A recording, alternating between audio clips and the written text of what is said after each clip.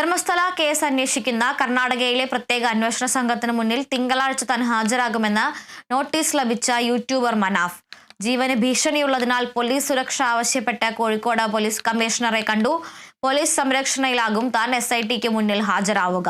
തനിക്കെതിരെ ഉടുപ്പി പോലീസ് മതസ്പർദ്ധയുണ്ടാക്കിയെന്ന് കാണിച്ച case register ചെയ്തിട്ടുണ്ട്. ഇന്ന് രാത്രി അവർ വാറണ്ട് നൽകാൻ എത്തുമെന്നും അറിയിച്ചിട്ടുണ്ട്. ധർമ്മസ്ഥല കേസ് സത്യസന്ധമായതാണ്. പലരെയും അവിടെ ബലാത്സംഗം ഉൾപ്പെടെ ചെയ്ത് കൊലപ്പെടുത്തിയിട്ടുണ്ട്. കേരള സാരി ഉടുത്ത സ്ത്രീകളെയും അവിടെ കുഴിച്ചുമൂടിയിട്ടുണ്ടെന്നും മനാഫ് ആരോപിച്ചു. കോഴിക്കോട് കമ്മീഷണറെ കണ്ടതിന് ശേഷം മാധ്യമങ്ങളോട് സംസാരിക്കുകയായിരുന്നു മനാഫ്.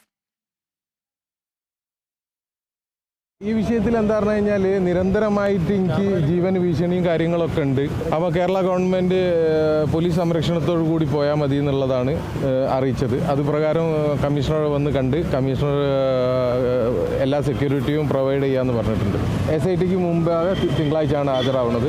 ഈ വിഷയത്തിൽ ഞാൻ എല്ലാ അന്വേഷണത്തിനോട് പൂർണ്ണമായിട്ട് സഹകരിക്കും. 1995 മുതൽ 2014 വരെയുള്ള കേസുകളാണ് SITക്ക് അന്വേഷിക്കാൻ കോടതി ഉത്തരവുള്ളത്.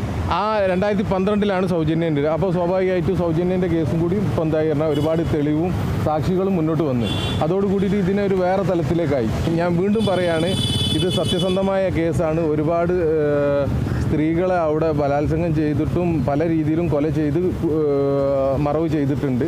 ഈ മറവ് ചെയ്തതിൽ കേരള സാരി ഉടുത്ത സ്ത്രീകളുണ്ട് എന്നുള്ളതാണ്.